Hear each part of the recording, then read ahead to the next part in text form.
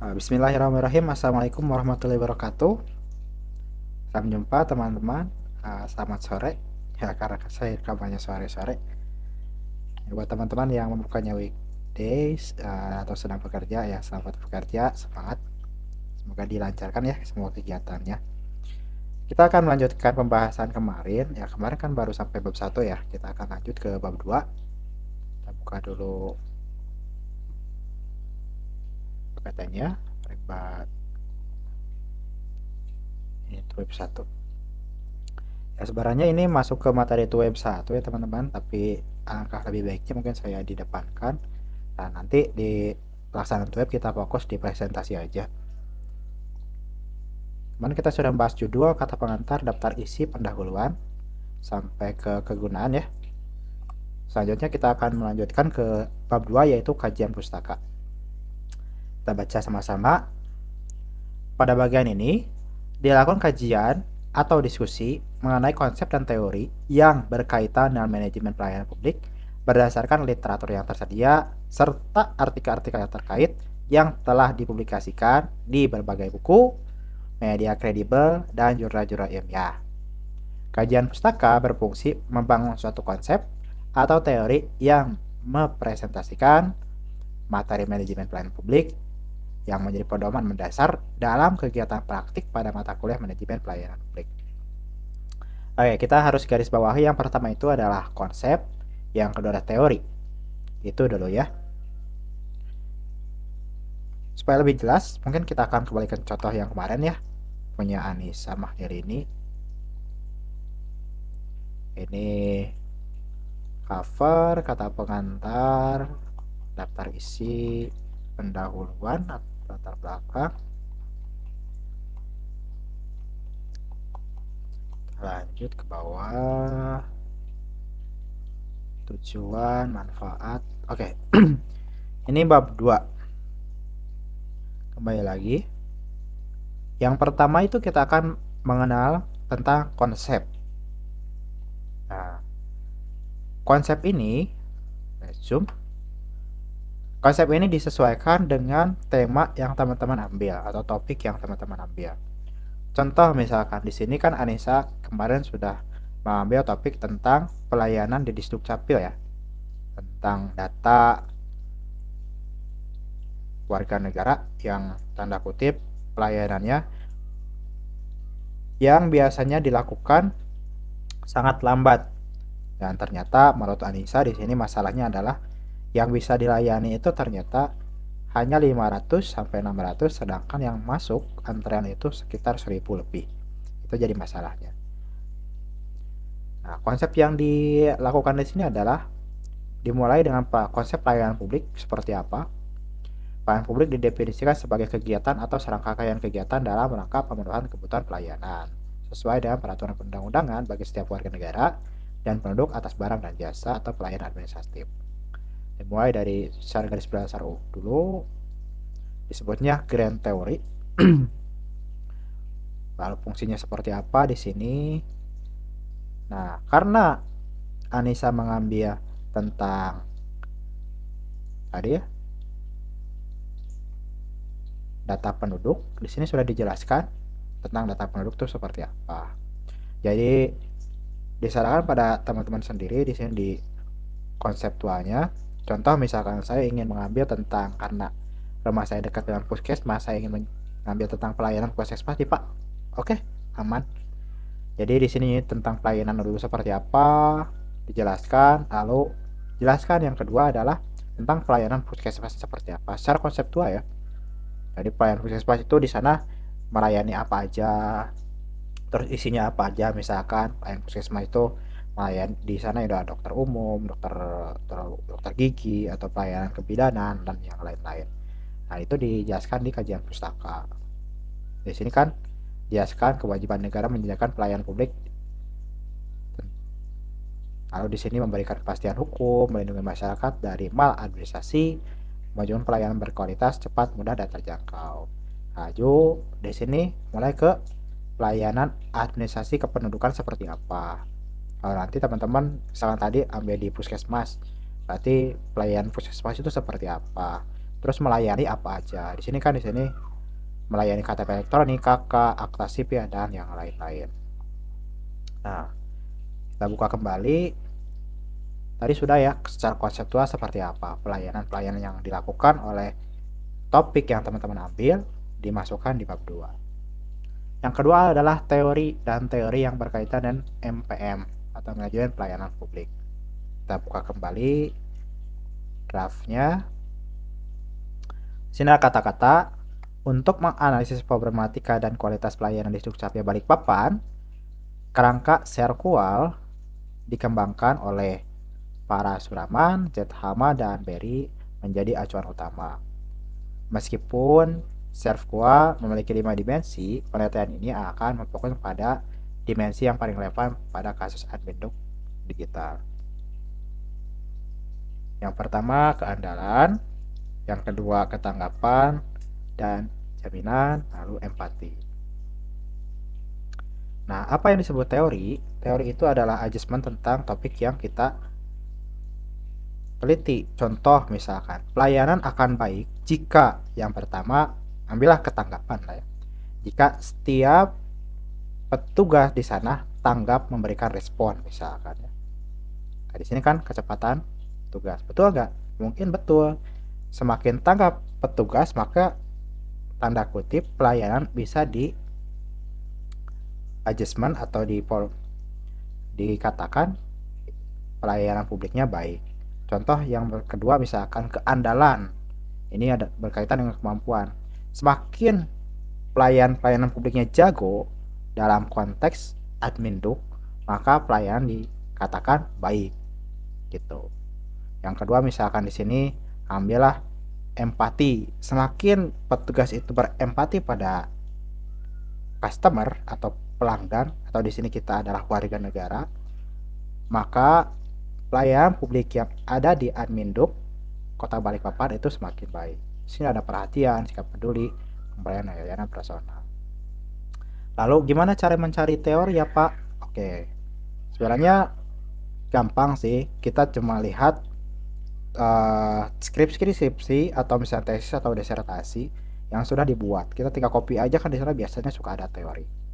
Ada juga cara kedua. Yang kedua itu biasanya kan yang teman-teman sudah sering pakai ya, AI ya. Kita ketik di sini. Coba sebutkan 10 teori manajemen pelayanan publik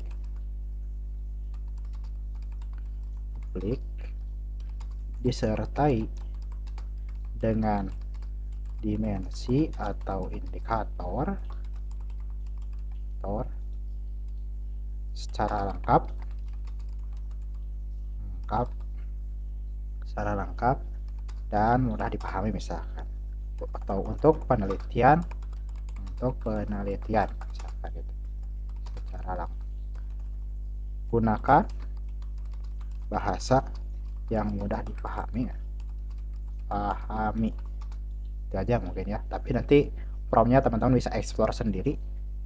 Ini teori lagi, teori ya. Oke, searchnya DeepThink, bisa pakai AI apapun sebetulnya. Betul, saya pakai DeepSeek, Gemini juga boleh. Yang penting kita dapat outputnya seperti apa. Jadi ini nggak berpikir. Ini ada 10 teori katanya ya. Yang tadi ini ada serva yang dipakai Anissa, tangible, keandalan, daya tanggap, jaminan, empati. Ini NPM, ini tiara governance, ada yang partisipasi, transparansi, respon, konsensus, keadilan, dan yang lain-lain. Nah, udah dapat nih misalkan ini teori governance, teman-teman tinggal cari di Google ya, banyak. Copy paste aja untuk bab 2, nggak masalah. Ini juga ada TQM, teori kualitas manajemen total, ada fokus pada pelanggan, perbaikan berkelanjutan, keterlibatan karyawan, dan pengukuran kinerja. Jadi pelayanan publik akan baik jika, di sini kan pelayanan publik itu fokus pada pelanggan. Jika pelayanan publik itu harus ada perbaikan yang berkelanjutan, betul kan? Jika keterlibatan karyawan itu sangat masif atau sangat baik, jika ada pengangkutan kerja, jadi pelayanan publik bisa akan lebih baik jika si pelayanan publik itu harus fokus pada pelanggan, perbaikan berkelanjutan, keterlibatan karyawan dan pengangkutan kerja. Atau misalkan akuntabilitas di sini bisa juga diambil, misalkan pelayanan publik akan menjadi baik jika hukumnya jelas, jika petugas-petugasnya jujur kan. Bayangan manajemen pelayanan publik itu seperti itu. Jadi kita akan menganalisis pelayanan publik apakah benar baik atau tidak. Pelayanan publik akan baik jika fokus pada proses, adanya prosedur, ada layanan, dan yang lain-lain. Punya program-program dan kebijakan. Ada juga teori responsivitas pelayanan. Pelayanan publik akan dikatakan baik jika pelayanan publik itu memiliki kecepatan dan tanggap. Ada juga pelayanan publik akan dikatakan baik jika si pelayan publik itu mempunyai empati, tugas mendengarkan dan memahami perasaan pengguna layanan. Ada juga misalkan di sini akses stabilitas. Pelayanan publik akan dikatakan baik jika memiliki akses stabilitas yang tinggi atau mudah. Gitu. Bisa menjangkau loket, online atau petugas lapangan dan yang lain-lain. Gitu ya. Teman-teman bisa search sendiri, baca sendiri dan ketik prompt sendiri. Oke. Ini selesai di bab 2. Nah, ini juga dikatakan selanjutnya ya. Di sini juga dikatakan bahwa adanya artikel-artikel terkait yang telah dipublikasikan di berbagai buku, media, atau jurnal-jurnal ilmiah. Seperti apa contohnya? Kita lihat di sini. Ini Anissa ini dalam konteks Balikpapan, inovasi didorong menghadapi peningkatan populasi pasca penetapan IKN ya. Nah, ini artikel dan jurnal ilmiah yang diambil Anissa ada Agustina, Fadilah, Syam. Agustina dalam jurnalnya menekankan bahwa inovasi pantai Balikpapan secara eksplisit bertujuan untuk meminimalisir penyakit birokrasi dan maladministrasi. Fadilah dan Syam menganalisis alan EKTP sebagai upaya menciptakan birokrasi yang realistis di wilayah IKN. Namun mereka juga mengindikasi bahwa optimasi program ini masih terkendala oleh minimnya sosialisasi. Itu ya, nanti jelaskan konsep-konsepnya seperti apa. Oke. Bab 2 seperti itu. Kita lanjut bab 3.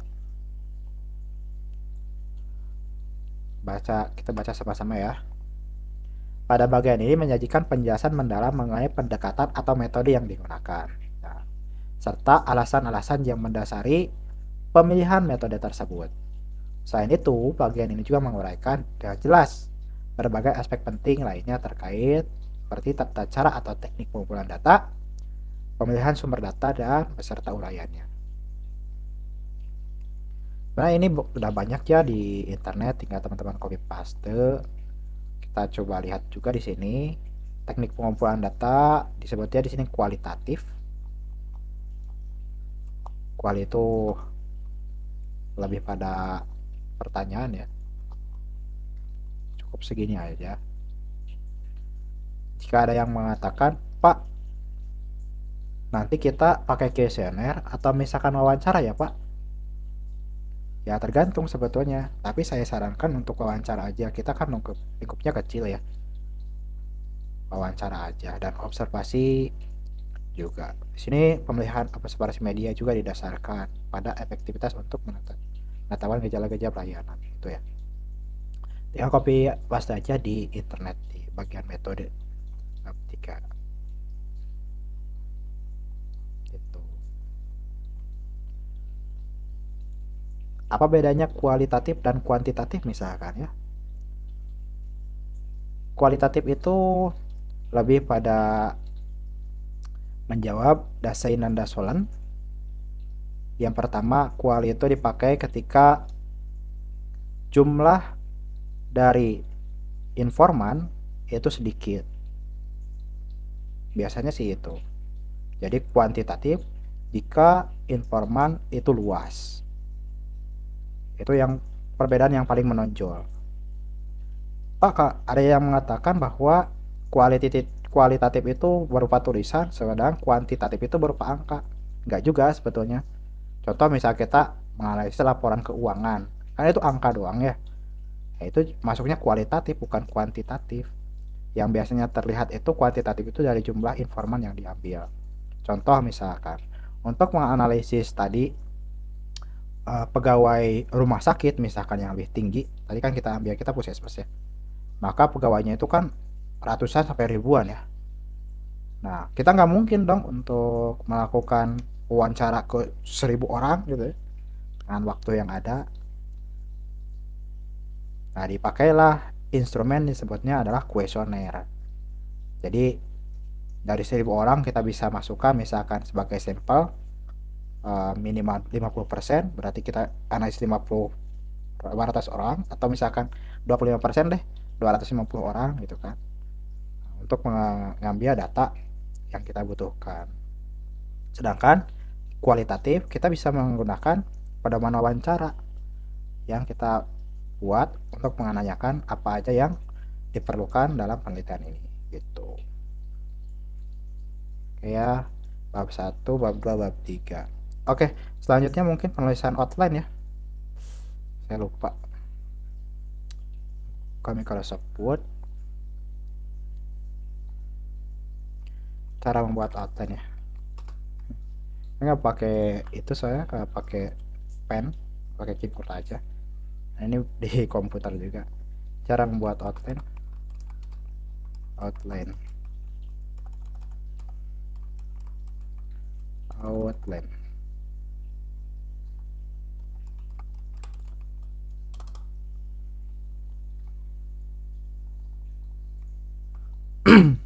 Kapan outline ini kapan outline ini dibuat? Ya sebetulnya setiap penulisan uh, perlu memakai outline sebetulnya ya. Dan outline ini saya sering pakai untuk kuliah dulu di S2 dan beberapa tugas. Nah, ini bisa mempercepat teman-teman membuat tugas. Outline ini adalah gambaran utama tentang apa yang akan kalian tulis. Jadi setelah kalian membaca seluruh materi, kan tahu nih apa aja yang kalian tulis. Nah, dituliskan secara garis besarnya aja. Contoh misalkan kita akan membuat atau menulis latar belakang ya, latar belakang dulu.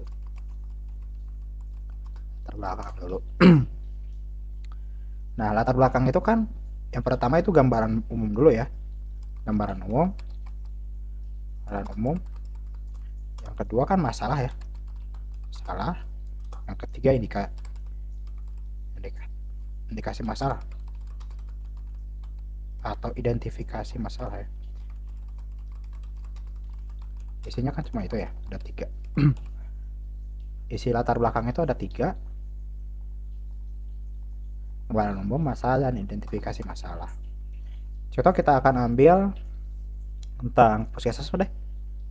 Saya ingin mengambil topik tentang puskesmas.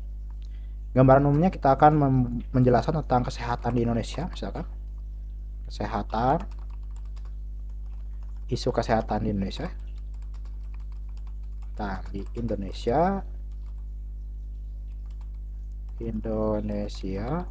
Yang kedua isu kesehatan di daerah kan, sebagai daerah. Yang ketiga tentang masalah apa sih yang suka ada di puskesmas misalkan. Ya pertama misal ya, ini misalnya pelayanan lambat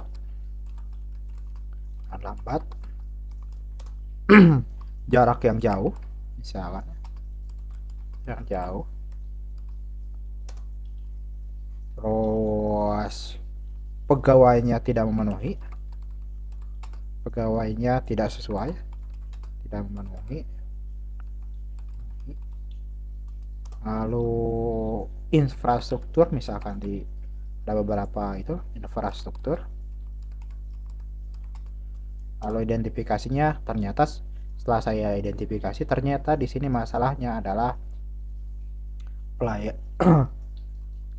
daerah, masalahnya pelayanan yang bermutu. Misalnya apa ya?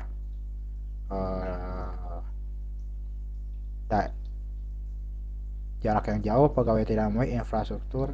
Oh, misalkan ternyata masalahnya adalah daerah yang terpencil misalnya. Terpencil. Misalkan seperti itu ya. Nah, setelah kita buat outline, kita tinggal buat narasinya.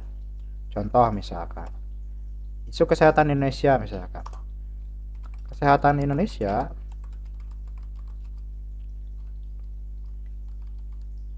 adalah salah satu yang terburuk misalkan ya.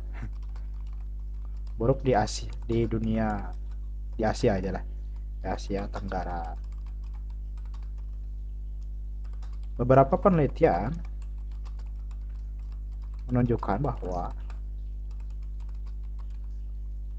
bahwa kesehatan Indonesia masih menjadi perhatian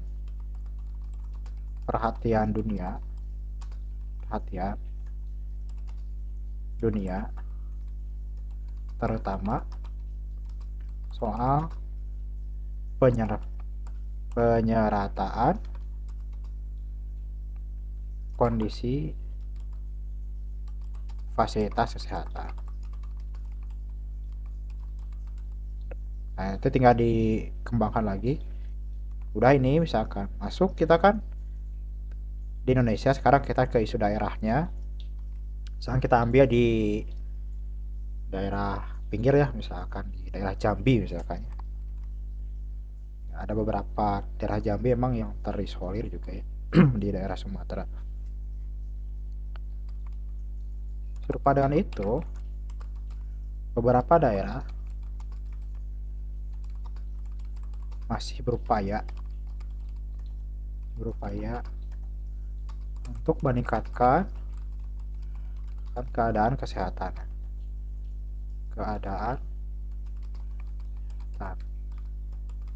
Namun ternyata banyak sekali kasus-kasus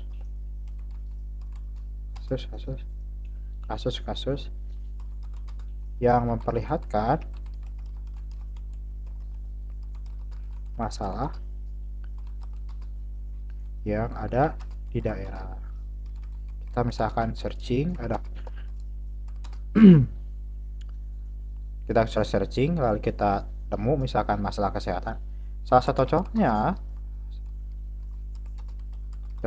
adalah pada tanggal sekian, kita bisa ambil berita ya, tanggal sekian, nggak ini ngarang itu 2 Januari ada kasus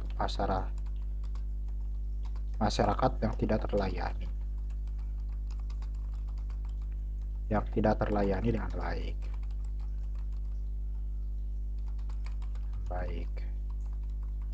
Jelasin kenapa nggak terlayani gitu ya. Pelayanan lambat, seperti apa pelayanan lambat?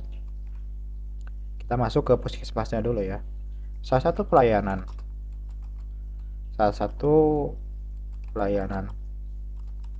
kesehatan di Jambi adalah Puskesmas A misalkan ya. Puskesmas A. Berdasarkan hasil observasi lapangan, peneliti ditemukan bahwa pelayanan di sana masih lambat.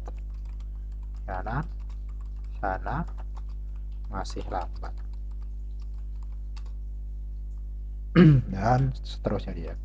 Terus jelaskan jarak yang jauh pegawai tidak memenuhi sampai ke ternyata A ini muncul karena emang si Jambi itu salah satu desa itu emang di salah satu daerah terpencil gitu ya. Ini outline-nya garis besar seperti apa.